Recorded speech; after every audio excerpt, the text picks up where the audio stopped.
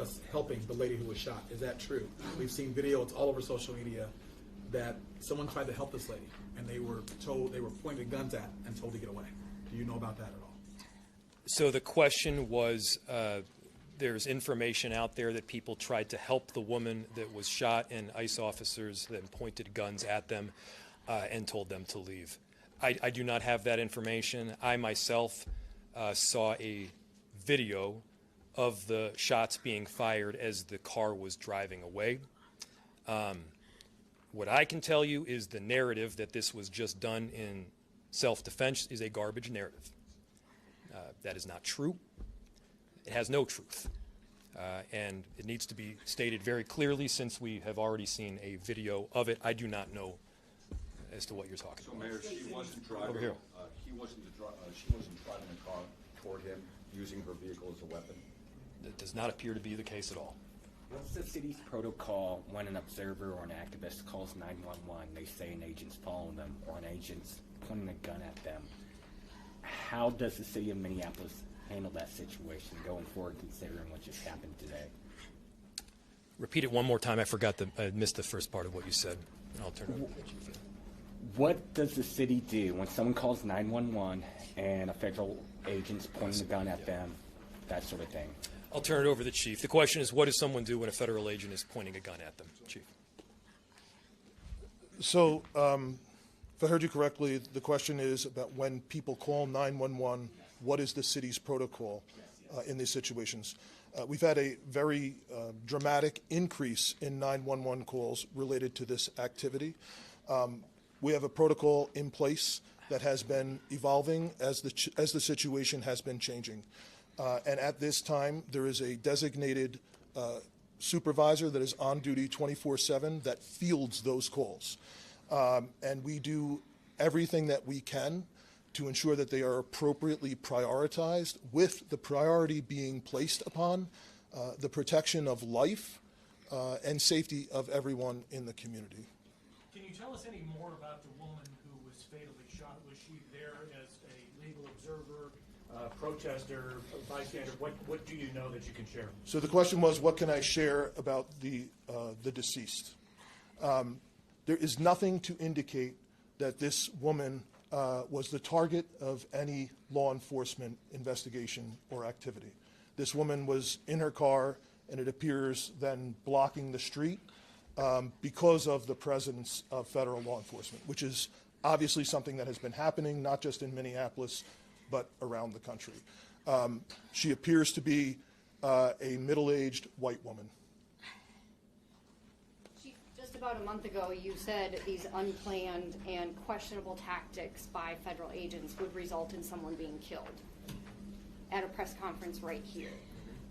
Do you consider today's tactics in line with that, or do you just have a generic response to the fact that somebody is now dead? The question is that I had previously made several statements about being concerned about the tactics being employed.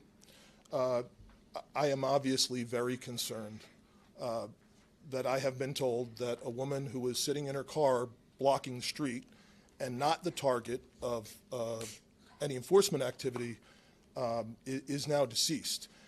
However, I do not know, to be clear, I do not know the exact circumstances of the shooting, but I would tell you, in any professional law enforcement agency in the country, I think they would tell you it's obviously very concerning whenever there's a shooting into a vehicle of someone who's not armed. But it also is something that is possible. At times, it is justified. But it is very concerning, and it's something that most law enforcement agencies in the country train very intensely to try and minimize the risk that law enforcement officers get placed into a situation that the need for deadly force would be necessary. I didn't hear the question. Has there been any indication of the need to shoot into the vehicle? The question was any indication about the need. I guess getting back to the justification of this, I have not seen any information other than what I have communicated. Was she alone in the car? Were there children in the car with her? The question was if she was alone in the car. I know that I got there shortly after this call came in. I did not see anyone else with her while I was on the scene. However, I've since been told by our officers that have been with her the entire time that a spouse has arrived at the hospital. Mayor, just curious if you're thinking about contacting federal authorities to register your concerns about this, I mean, personally making phone calls, et cetera. Yes, we've been on the phone all morning. As soon as we learned about this, again, there were a series of priorities that we needed to go through. The first, of course, is to keep people safe and to help the victim in any way that we could. The second was to get ICE off of the scene. There was the notion that ICE agents would be necessary to create a perimeter around the scene itself. They themselves were creating the kind of dysfunction and chaos that they claimed to be trying to help with.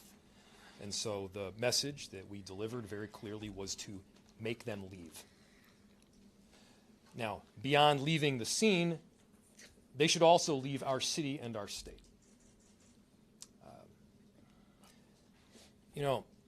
We do work, our chief does work, our sheriff does work every single day to keep people safe in our city and in our state. And crime is dramatically down. Crime is down. It continues to trend down. They are doing the hard work of investigating, of arresting perpetrators of violent crime. What this federal administration is doing right now is not about creating safety. Do not let them tell you that what they are doing is about creating safety. It is not. It is having the opposite impact. We need to be clear-eyed about the work that is moving forward, and they need to leave Minneapolis. We have time for one or two more questions. Mayor, you may know this with your legal background. If the shooting is found to not be justified, does the city have any legal, or the state rather, have any legal recourse to bring charges against this ICE agent, given that this person is a federal agent, if the feds don't? So, obviously, and I have to always lead with this caveat because it is true, an investigation still does need to be conducted.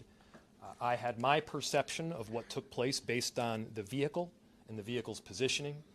It does not appear that the individual is trying to ram anybody. Now, the question was, if it is in fact found to be an unjustified shooting, who issues the charge, who prosecutes, how does justice take place? I don't know the answer in full to that. This is obviously information that we're still working out. Chief, do you have any additional information, or Commissioner?